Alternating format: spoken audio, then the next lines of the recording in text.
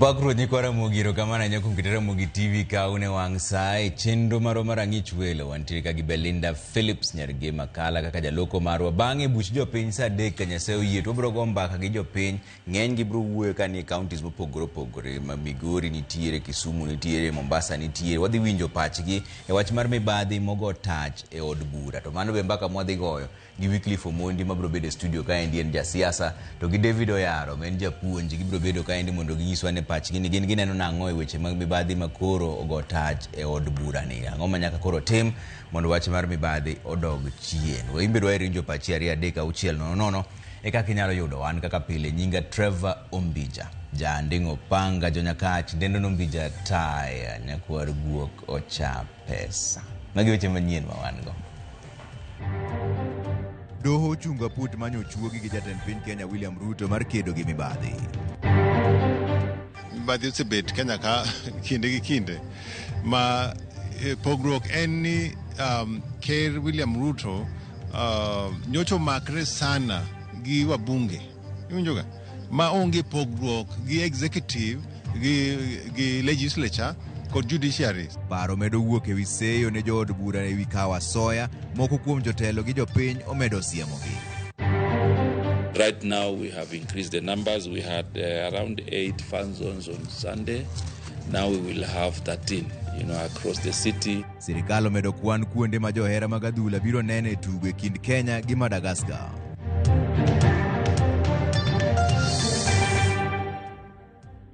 Warwaku ni jatend piny Kenya William Ruto yudo inga bang' doho mamalo chungo aput manyo chuogo e jiwo lwenj kedo gi mibadhi. E bura mano chwale doho kod Dr. Magare gi Kenya gi ji mamoko adek jayal bura Bahati Mwamuye ochungo chenro duto mag apudno kendo chiko sirikal mondo chwal duoko margi tarik 29 dwe mar 8 higa montiere ni. Jafwambo maro mar siasa Chris Owino lero no wachni. Bad migao mar doho odhi nyime kod nyono break e chenro mag jatend piny William Ruto kuom dhi ataro mar chik. E bura mane ochwal kod Laktar Magare gi Kenya, Eliud Karanja Mutindi, Philemon Abuga kod Dishon Mogire, jayal buche mar doho mamalo Bahati Mwamuye ochungo chenro moro amora mar aput mar bad migepe 11 mane ochuo kod jatend piny William Ruto mar goyo jek chenro mag kedo gi mibadhi e pacho kae. E ng'eto mare, Bahati Mwamuye ogolo chik makumo apudno kuom dhi nyime kod chenro moro amora nyaka bi winj bura mar ji 4 go makwedo gwelo mar apudno kuom dhi ataro mar chik. E bura margi, giwacho ni tich mar kedo gi mibadhi en tich duol mochung'ne kedo gi mibadhi EACC kaluwore kod katiba kare 79 omiyo chugo aput machielo mar kedo gi mibadhi en kawo tij EACC, wach ma osir lwedo kod okil Kamaloka Duncan Okach. Katiba wacho ni ntie institutions moket gi katiba. Makineno duol moket gi katiba momigi ni gin gi teko mar timo gimoro. Onge kaka jatelo koso kata ker piny nyalo wacho ni odwa create duol moro kendo manyalo deal gi the same things ma katiba osemiyo kaka EACC. Koro kineno teko mane jatend piny ne temo miyo multi agency team mano loso nyoro, iyudo ni teko modwa miyo gi en teko makatiba to jo Kenya omiyo EACC kirango katiba. To teko momi EACC onge ng'at moramora manyalo kawo teko no to miyo ng'at moramora. Gidhi nyime kod lero ni nywando migepe mamoko mag sirikal ka bad migao mar okwach kich DCI, bengi maduong' ma pacho kae CBK kod apis maduong' mar jomin wach ODPP en temo mayo duol mar EACC teko mage mar chung' kar kende. Bura makamano bende okwedo okang' mar miyo migepe 11 go teko mar tiyo gi omenda mane omigi e budget mar chwalo chenro mar kedo gi mibadhi ataro mar chik nikech od bura kende ema katiba miyo teko mar miyo migepe mag sirikal pok mar omenda. Koro gima jatelo notimo ni be maka dhoga nikech doho osewacho gini makoro onego bed ni osepuonjore koso joma miye kata advice gisepuonjore makoro ok ginyal bedo ni ginuoyo makosa every year ni ginuoyo makosa ma doho osewacho. Koro ng'ato penjre ni ka ging'eyo ni gini rach, ka ging'eyo ni gini ibro chwala e court to doho bro chungo, ang'o moyo pod gitimo gigi. Okil Kamaloka Duncan Okach nigi to e dwaro mar William Ruto mar kedo gi mibadhi pacho kae, ka olero nyalo bedo ni William Ruto temo luoko lwete e kedo gi mibadhi. Adonga gi higni ariyo mondo adhi ka general elections. To magi penj ma jopiny bro penje. Ni wacho ni bro gori gi weche mibadhi. Ni timang'o. Koro nyako tem mondo in be obed gi excuse ma ji nyalo wacho ni hapana jatend piny to at least notemo. Joma richo en jodo. Gine mane gi kwedo gino. Katiba no ema koro be ridona. Doku keto katiba matek kamae, maybe da bedo gi koro powers manyalo kata timo kaka dwaro. But sani dongo neno ka temo, giringo e doho to gi kwera. Mwamuye ochiko piny owacho mondo chwal duoko margi ma ok olewo ne tarik 29 dwe mar 8 higani. E ote ne ute fwambo weche chieng' tich ariyo jumani, jatend piny ne owalo aput moyiedhi mar bad migepe 11 e okenge mar rido tol e lweny mar kedo gi mibadhi. Moko kuom bad migepego gin duol mochung'ne kedo gi mibadhi EACC, bengi maduong' ma pacho kae CBK, bad migao mar okwach kich DCI, bad migao mar obila mang'weyo maling'ling NIS, apis jamin wach maduong' ODPP, duol mochung'ne choko osuru KRA e kind mamoko. E juma achiel mokalo, Ruto oseyawo lweny kod jood bura kaachiel gi senators kuom kwayo apisas mag sirikal asoya kinde ma gichopo e nyim komitis mag od bura. Chris Owino, Ramogi TV, Nairobi. Paro mopogore medo nyuolore e wi wach mibadhi mawachore ni ogoyo tach e od bura. Moko kuom jood bura machon oseyo pend chike manyien mag 2010 magiwacho ni nobiwo teko mathoth kuom jood bura, ka bende gibiwo seyo ne jatend piny magiwacho ni en lumbru mosiro mibadhi e pacho kae. Simros Okinda nigi ler mar wachni. Fellow who is called chairman of welfare in committees, what is their job? And they are collecting money in the name of parliament. And some of the time, or most of the time, that money never gets to parliament, it gets to a few people. We are not going to shame them. We are going to arrest them. En gima osemedo liet mar siasa e pacho ka, ahinya kin jood bura makoro buono mar chulo kuoro ne jatend piny William Ruto, kamoting'o chako chenro mar thiche oko e apisi. Jotelo mamoko e pacho ka bende koro medo duondgi e wi chin mibadhi, mawachore ni ogoyo tach e od bura, ka thothgi to nywando nyaka jatend piny magiwacho ni apisi e kama ichwake mibadhi machwe olore nyaka e od bura. You put a person who has been fighting the institutional order in charge of implementing that institutional order. So that is a genesis of some of the challenges that we have. Jood bura machon go lero ni kata obedo ni chiwo asoya ne jo od bura ok en gima wendo, kendo en gima nochakore kod pen chike manyien ma pacho ka mar 2010, jatend piny William Ruto lwete ok ler. 2010 constitution comes, or subsequently the members of parliament got bolder and added their own salaries, and now until now they control everything. When we made it possible that we can say to the minister, we are not passing this unless you do this. You know, you dare the minister, because you control the budget, you control appropriation, and then you control CDF. The line between what is not acceptable and lobbying, some people hide on this side or the other. So you cannot say it doesn't happen, you know, and it is bound to happen. I think somehow I'm feeling grateful to the president by saying that members of parliament, they vote because of financial inducement. Maybe that explains how they in a record time passed 4 bills for the universal health coverage, a darling of the president. Maybe. Thank you, Mr. President, for letting us know. Gilero ne tend Ruto osechiwo thuolo ne jo mibadhi mondo ta pacho ka, kendo jo Kenya onego ikre mar thiche oko e yiero mabiro. When you have a patron saint of easy money sitting at the top of the hill, his surrogates see their role in doing what Sudi does. And now they have co-opted other leaders. Kamano bende mbui mopogore mag oganda osebedo ka odich nyaka ne jatend piny pus weche mag mibadhi e od bura. Mane jakom mar riwruogo kinde Nelson Havi obono jood bura mondo thich jatend piny William Ruto ko e apisi, poni ok gimoro kod gima Ruto nowacho e wigi. Jaod bura ma Homabay Town opondo Kaluma e mbui mare to dok ne jatend piny William Ruto koyie ni mibadhi opong'o Kenya kamoting'o od bura.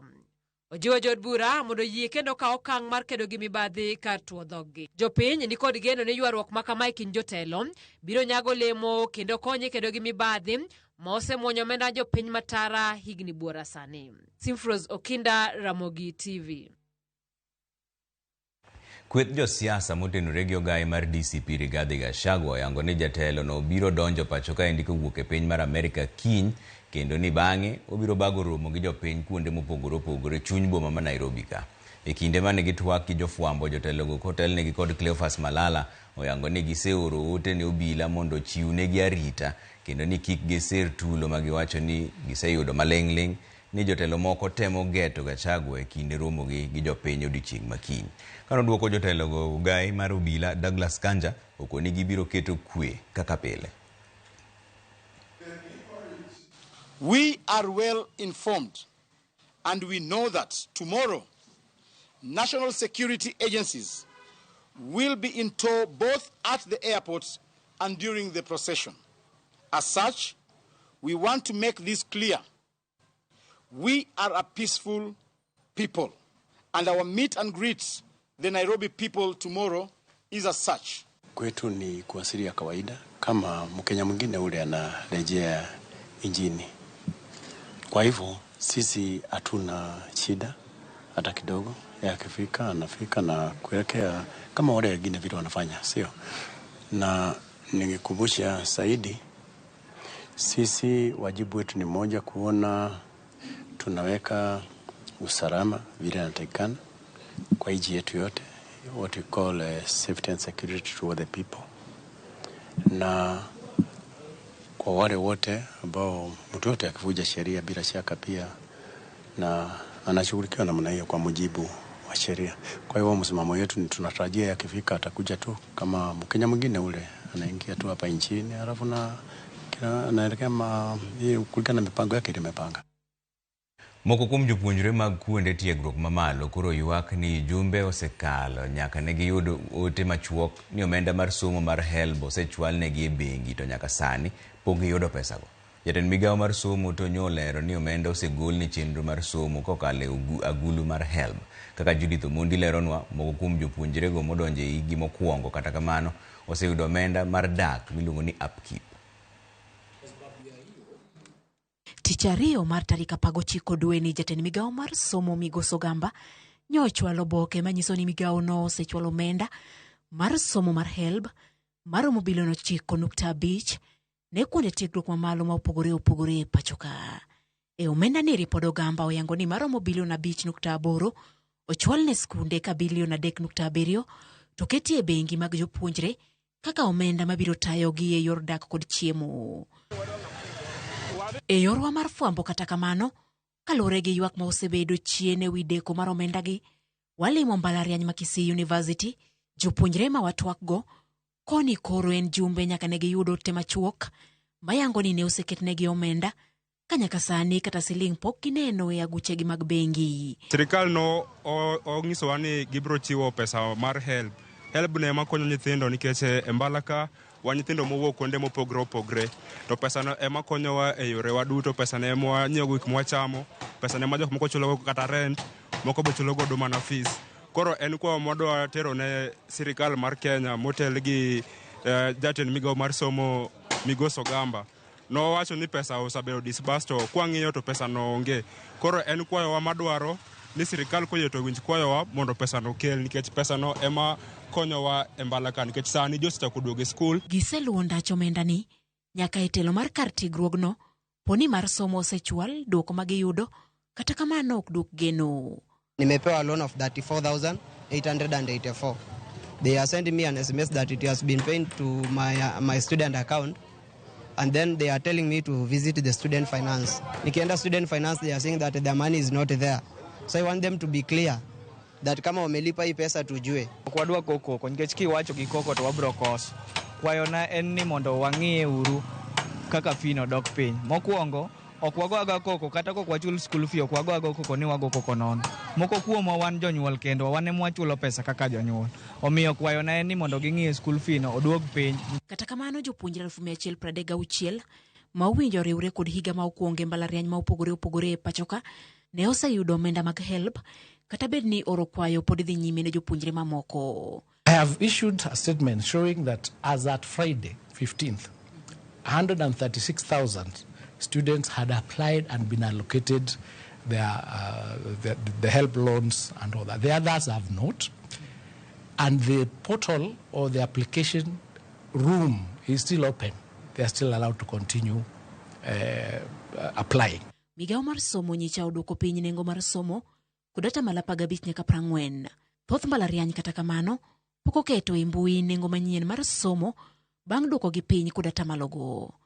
Judith Omondi, Ramogi TV. Riwruok mar jopuonj mar KUPPET okwedo paro mar Raila Odinga ni mondo mi duok ting' mar somo mapacho ka ne 10 counties. Ka otelnegi kod jagoro margi ma otwag gi jofwambo e log tich mar KUPPET gikoni onge odiochieng' ma gibiro yie mondo mi jood bura mag counties kata MCAs mondo los chike mabiro tayo sekta mar somo mapacho ka. KUPPET wacho ni somo mag ECDE osekethore e lwet governors ka bende kata mana thieth mane otere counties bende ok dhi maber. Kwadwar ni education bende odonje league mar failed services ma counties ose fail go mar timo ne kata early childhood development. Jopuonj ok dwa gombe ni jok madhi loso chike madiyo gi education dhi bedo jok miluongo ni MCA ni kendo mage jok mabiro dhi ng'adonwa ni mae kako nego chulwa. Wan mano wadagi to kendo watamore. Kadipo ni gin gi rieko mar timo mano, wang'eyo ni gima koro gibiro mondo gitim ni mondo wadhi e referendum mabiro kawo bilion mang'eny mondo tim. To gima gino biro timo malong'o bende onge. Jatend piny Kenya William Ruto manie limbe piny mar Japan ne romo motisi ni Tokyo International Conference on African Development ogolo kwayo ne joket mwandu ma Japan mondo kaw okang' mar keto mwandu gi pacho kae sectors mopogore opogore kama oting'o pur, lony manyasani e kind mamoko. Kanoloso e romo no, jatend piny Kenya William Ruto nokone joket mwandu go onego ti gi thuolo machalo lwasi mar ohala manono kaachiel kod uchumi mosebedo kadongo pacho kae ndie. Kwan kembe joket mwandu ma Japan pacho kae ndie nyaka sani ochung'e 123 e sectors mopogore opogore kama oting'o gedo, teko e kind mamoko bende. Kwan makamano kelo keto mwandu go gi piny mar Japan pacho kae ndie nyaka $205 million. Economic partnership with Japan, anchored by very strong trade, investment, and development cooperation. Japan is today Kenya's third largest source of foreign direct investment, contributing over $205 million in 2024 alone. Kenya's economic ambitions are anchored in Vision 2030 and our bottom-up economic transformation agenda. We aim to achieve up to 10% annual economic growth by 2030 and increase job creation by 1.2 million jobs every year. Our 5 priority sectors are well aligned with Japan's own development priorities. Kenya's transport sector to e-mobility. And there is an opportunity for Japan to work with Kenya in this space because we are making deliberate, intentional steps to transition to e-mobility. Bas wadhi en yuyu moro machuok to duogo gi weche manyien bang' dakika matin taneno kosorote mag weso mane moko matin ka endi Ramogi TV ma endi Pastor Mondi otiche mar gemo nyinyore amor ka kukelonu habari arwako ji duto e riwruok mar jakom Bishop Eduwe mar 10 mano tarik 11. Nachilo bende wacho ni Ramogi ler kendo waneno habari ka wano Dili Gardens Kisumu ka endi Mosena Honorable Rose Nyamunga, Honorable Ron, Member of Parliament Kisumu Central kod Governor Nyong'o mano wacho ni John Onyango from Owiti Foundation CBO. Ma endi John Apidi anu moja awuoro kaka bagni koro ng'enye Kenya ka endi nikech wach mibadhi jotelo koro ger duto te. Kawano John machelo bende ntiere ka endi aneno ka wacho ni ma endi en Collins Obuon kata ker mar chokora Kenya mangima. Waneno Ramogi TV ka wan kaka mega ok wamor gi josiasa matiyo gi chokora marach, ok en gima ber, wan be wan mana dhano, ok wabiromo ne Gachagua, wan kaka chokora umbija mos na mama na Rosalina Obuon kani Miguye Kobura. Erokamano ahinya. Gideon Ochuka wuod Kabondo wacho ni Trevor Imore. Waneno news ge Kabondo ka endi county Homa Bay maber wan kaka jo bodaboda mawuok e kaunti marwa mar Homa Bay wakwayo jotelo madongo nyaka ker gi baba kaachiel kod jatelo Raymond Omolo Wood Karachuonyo ni gimedo chiwonwa support ei SACCOs magwa. Erokamano ahinya. Bang' ma waduogo bang' dakika matin kik idhi mabor ahinya.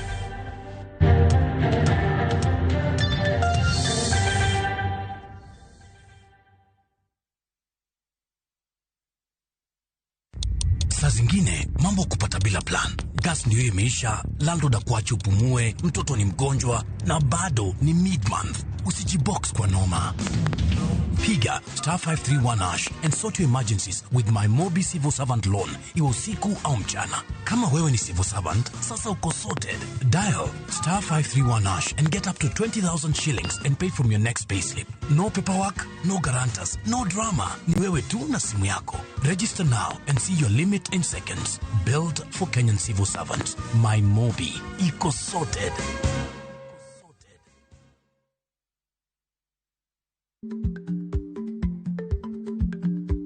Chako chon loyo dhi kajuoga.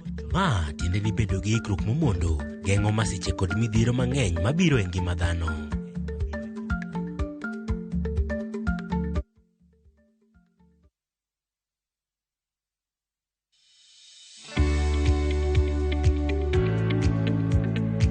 Ti kod yo makare marito cham. Ti gi yath makare manyalo rito cham kaka Skana Super mondo rit cham kuom thuth ketho cham kuom kinde malach. Luri kik pimo kata rapimo winjore mondo ibed gi rito maber. Ti gi grams 50 kende mar Skana Super kuom guna kilo 90 kata gorogoro 40 mar cham mondo ine ni rito cham e yo makare kendo kuom kinde malach. E in japur mag kothe kaka bando, isebedo kiyudo lal machiegni gi nus mar chambi nikech kute kaka thuth kata mong'ere kaka osama. Ere tiende gimed ketho chambi? Tigi Skana Super ma ina rita makare mar geng'o kute e idechi. Skana Super, kinga kamili kwa nafaka, a product of Osho Chemical Limited.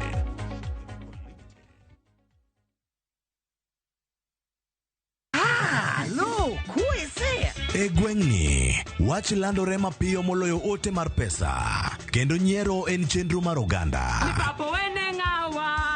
Chief ong'eyo wachno, kata jopeng' ong'eyo. Ka chieng' tich abich ochopo, waduto wachokore. Ok ne baraza, to ne nyarkochia. Nyakochia, gokoko.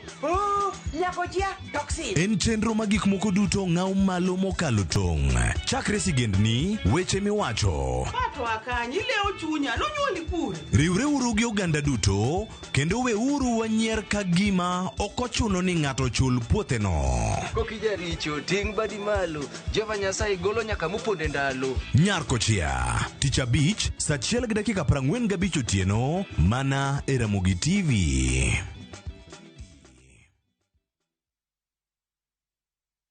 Sayudo nyodo nikelo nyako chia cholokore yaje nung'ani sandi nang'o nyako chia nigi ere kendo jalo siko ka chandi gi mon nyako chia utemo kadhono.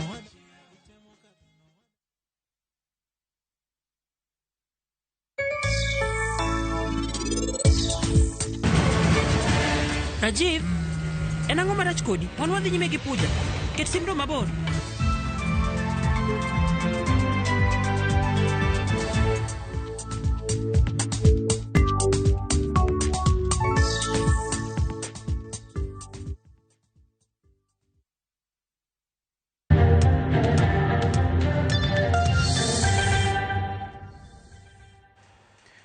Kendo ni kweth jolony mawuok e kar chung' od bura ma Kasipul onyiso duond bura mar ODM mondo kik tem chuno jodak e kar chung' od burano gi jachung' e yiero madundo ma mibiro bagi dwe mar 11 higa montiere ni.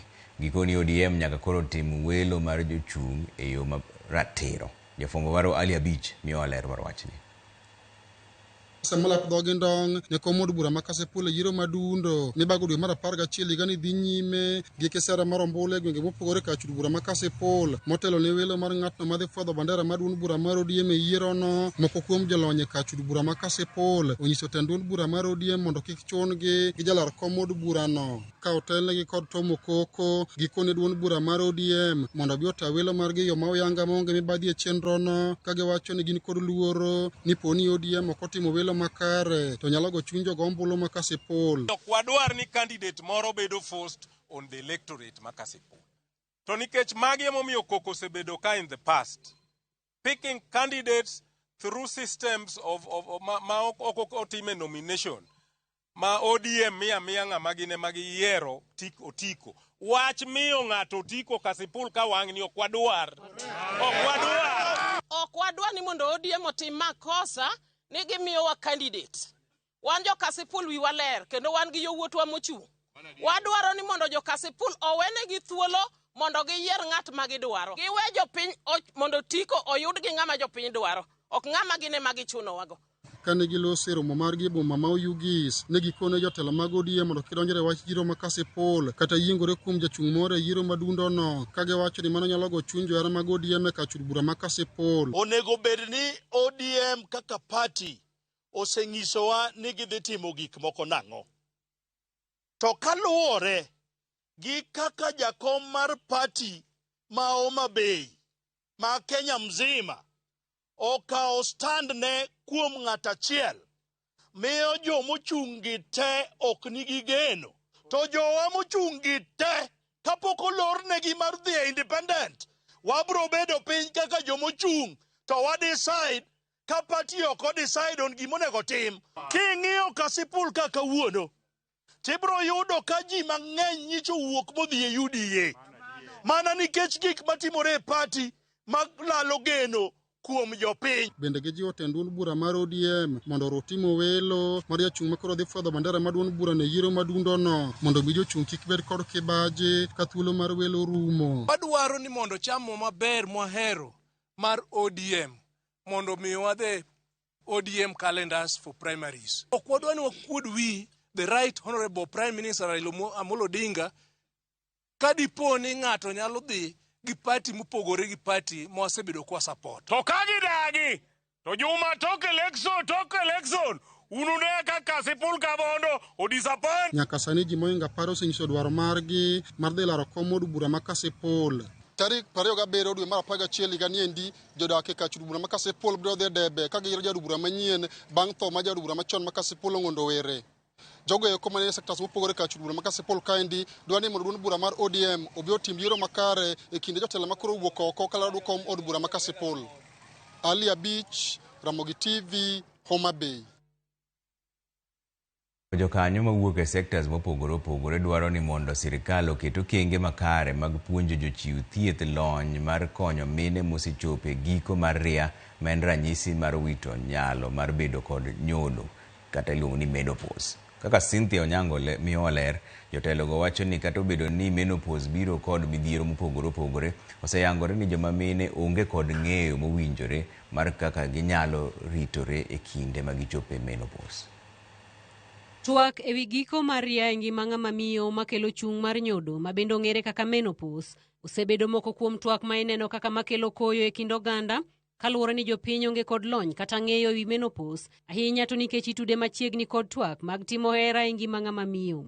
E kinde romo makende ma otimore magawa moro e buore Nairobi, jang'ad bura e doho mamalo Njoki Ndung'u ma en achiel kuom mine ma osekalo e midhiero mar menopause oyango ni e ngimane tich nobedo matek kaluwore kod lokruok e dende, ng'iyo mare e kinde kod nyithinde mane pod tindo e kindego, kata mana nyaka e tije ma owacho ni en midhiero madwaro kony moyiedhi kowuok e lwet jochiw thieth. Started having challenges both at home and at work, especially with this symptom called brain fog. All looking at my brain and behavior said it is menopause. My children used to think I was a total terrorist. Laktar Edward Serem Korkakore owacho ni en adieri ni twak osebedo manok kendo osebuon weche nyodo mar joma mine ahinya to i menopause, gino ma osekelo onge mar chike, nok mar omenda, koso ng'eyo kod lony e kind oganda, kaachiel kod rem keto okenge mowinjore mar konyo joma mine makalo e midhiero mar menopause. It is true that menopause had been neglected, and we have never as a country had discussions. Kaluwore kodgi, giwacho ni dwaro nitiere mar jiwo twak e kind oganda kendo keto joma chweyo para manyime e bero okenge mar kedo kod midhiero mag menopause e kind oganda mang'eny neno joma miyo ma osechopo e okang'no kaka joma oseti maonge ber moro machielo maginyalo kelo e kind oganda. Don't be afraid to say something is not right. Don't be afraid to seek help. Don't be afraid to share knowledge. If you've gotten knowledge from the experts, please share with others. It's necessary that men join the conversation. In fact, I would wish that the room had half men, half women. Director mar riwruok mar ICRW mochung'ne timo nonro e wi ngima joma mine owacho ni en kinde mowinjore mar sirikal kawo okenge mapiyo mar konyo bero ngima joma mine madongo kokalo e puonjo jolony e weche tuoche mine, keto chike mabero arita joma mine, kaachiel kod jiwo twak e kind oganda e weche ngima mine kod jogo ma hikgi oseniang'. Wechegi osir lwedo kod Laktar Richard Serem mawuok e bad migawo mar thieth ma owacho ni odhi keto kamiti moyiedhi madhi chako twak kendo loso chenro e wi midhiero ni. You don't have to die with these conditions. There are ways that they can be managed. I will say more than just the women. This is not just a women's issue. There is a family issue. It's an economy, a workplace issue. It's an issue that the government needs to prioritize. I'm going to constitute a committee to be in a position to drive this agenda forward so that in the next few months we are somewhere. Okenge makamagi geno ni biro bero ngima joma mine kokalo e chiro okenge mag chike kod chenro mabiro kelo ng'eyo kendo jiwo ratiro mag joma mine e kind oganda. Cynthia Onyango, Ramogi TV, Nairobi.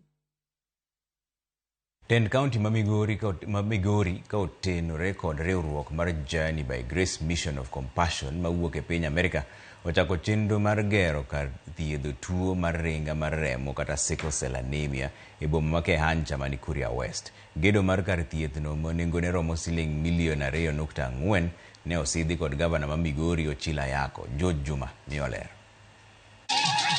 Kwan jogo modako tuno maringa mare omedre kaunti ma Migori kalwe kod lipot ma ogol kod migawo mathiedho kaunti ma Migori e kinde matend kaunti ma Migori mamoko dhi nyime kod jiwo okang' mar kedo kod tuoni e kaunti ma Migori. Cell is devastating. Sickle cell, sometimes you feel so much pain that it makes you question your worth. It makes you question your existence. Class need helps. We need to go to the community. In this area is quite prevalent. We need to identify those who have it. We need to bring treatment to them and give them hope. Gedo ma kuonde thieth ma tuono maringa maremo kaachiel kod neno ni idhi ma itiyo kod jogo modako tuoni gin moko mokenge ma bende piny owacho ma kaunti ma Migori koro dhigo nyime ma neno ni koro kedo kod tuoni. Onge gi sickle cell specific hospital in Kenya. Mama will be one of its kind. Mabro konyowa in one, management, 2, in screening, and also 3, in also rehabilitation, and also ensuring that there is also support ne nyithindo gi caregivers. Wan gi osiptandwa mane wayawo 2023. We have also vigorously come up with a program to ensure that medical commodities are in our hospital. Revolving Fund Pharmacy en ni ne sirikal okonyowa mwayudo gimiluongo ni seed capital. Seed capital ni ne wang'iewo godo our first commodities mag yath. Kuom yath miluongo ni hydroxyurea oko kuchi use karibu siling 70. To one through this revolving fund pharmacy wause siling 20. Ma siling 20 nwayudo ka en very affordable too.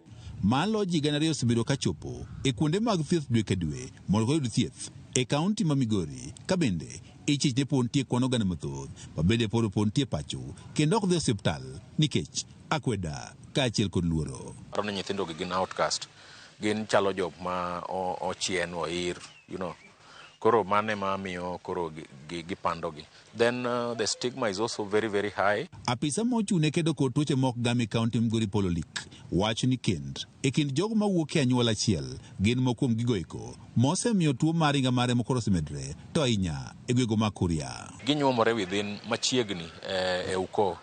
Omiyo kane family ne nitiere trait maringo mar sickle cell, koro yudo ka ong'eny kendo pod obro olandore alanda ka jotem nyombo mabor. E sama bende koro Tend County Migori medo keto kenge mar kedo kod tuono maringa maremo, jogo modak kod tuoni bende koro dwaro mondo koro kuondego mag thieth koro ket machiegni kodgi mag nyalo kony e sa saya. George Juma, Ramogi TV, Migori. Gavana ma Kericho Eric Mutai manogolo oko e apisi gi MCAs mag county no koro ibiro winj buche gi senators duto e od bura ma endi bang' ng'eto mar Senate moyango ni ok dhi chuogo komiti mar senators 11 manono gavana no. MCAs tudo gavana Mutai gi mibadhi kod tiyo marach gi teko mar apis mare. And request the leader of minority, Senator Justice Retired Stewart Mazayo, to second this motion. Asante Mr. Speaker. Mimi nakataa. If the seconder is not ready to second the motion, should the motion die there, or maybe we can initiate another motion another day? Senate shall then investigate the matter in plenary on Wednesday, 27th of August, 2025, Thursday, 28th of August, 2025, and Friday, 29th.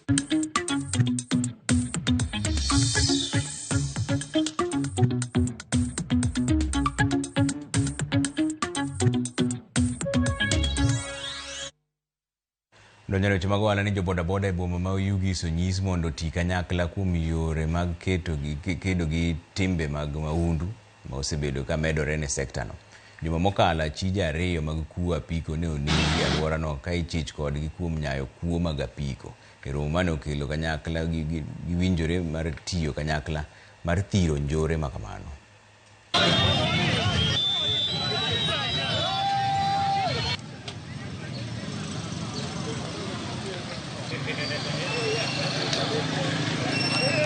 To bodaboda sector ungeni is the largest industry employer jowa somewhere when if wenyo ne seche moko due to kaka ogibedo ni ginenore, that's why we have provided reflectors oginere ni maja bodaboda koro insecurity bedo malo koro wakwayo ni mondo for the safety purposes and identification girwak reflectors mangato ka dwa bedo ne dwa janjore moro tingore moko rwako reflector to gifwenyo ni ma achiel kuomgi, then issues ko bedo dealt with.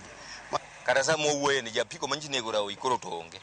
Omiyo kanyo to wanyalo duoko erokamano ne jopiny moloyo ne jo sirikal nikech nyeche giwinjo duondwa. Anyalo wacho ne kaka jo bodaboda masani mwadhi timo ni opogore bodaboda chon. Wadwaro bodaboda morwako ng'ata ng'ata. To insecurity no e gima wa fight to en bendo chung motegno ko fight ni nyaka insecurity bedi e yo mowinjore. Nyaka wabed joma ritore kendwa wan wawegi. Omiya mor kabisa wan warwaki waroko aspirant STEM biuru mondo rom gi jo bodaboda sani gin joma organized mawinjo wach kendo mong'eyo channel. Miwasera ni mondo wanyisi dwarowa. Ka inyalo losonwa apaya ming'inwa weche mag thieth, ming'inwa kaka wan bende wanyalo bedo gi insurance magwa wawegi, kinyalo miyo wa support e chama wa.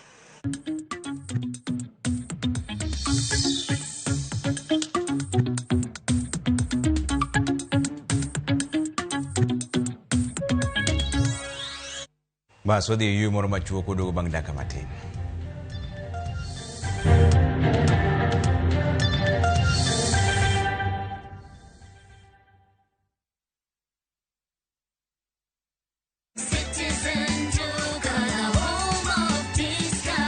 No queues, no heavy bags, no stress. Just shop on citizenduca.com and get everything delivered at your door. This week, save big on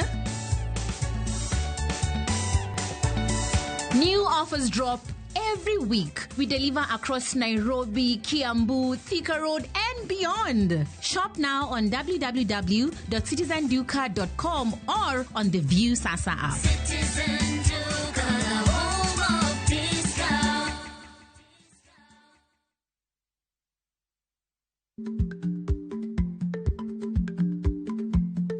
Jarikni jamuod nyoyo gi goyo.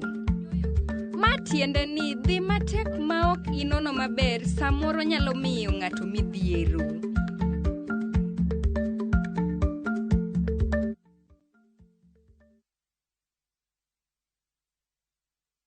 Piny manyo tich e piny mar Dubai, Bahrain kata Qatar, lek mari mayudo tich gikone ochopo e wang'e. Ei Talent Bridge Careers, watudi kod jondik je tich madongo dongo. Wechiwo sire yor ndikruok e tich kochakre uru kwayo, kiti kama itiye, kaachiel kod nyisi kaka inyalo yudo visa mari, dari kod kiti e ndege. Kik irit, ka okang' mar chopo lek mari kawuono. Ywa tol kata tudri kodwa e WhatsApp namba mar 011-345-4075. Lim website maroma en www.talentbridge.co.ke kata or email e jobs@talentbridge.co.ke. Talent Bridge Careers, your trusted recruitment partner, helping people move, grow and thrive. Chudo itimna ka iseyudo tich.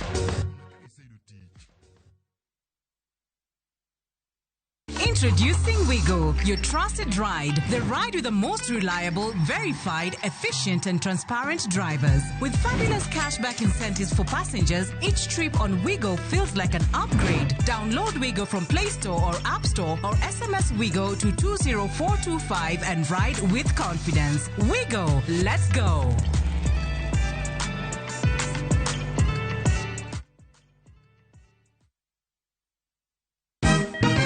Siku njema huonekana asubuhi. Kabisa Anuari. Amangana gao. Seti hin. Chamige. We museo. Kenya nzima tunasema jambo Kenya. Wax. Tiki. Taka. Twende sana my people. Hapa ndo nyumbani kwa muziki wa Afrika Mashariki na malezi ya vipaji. Sasa tuko tayari ku drive on. Mibibi na mijize. Leteni porojo sasa. Kwa habari za kuaminika kutoka kila pembe ya nchi. Are you ready? Leo kati ya Ingwe na Gor Serikali. Hapa ndio home. Wawa. Radio Citizen. Radio number 1. Radio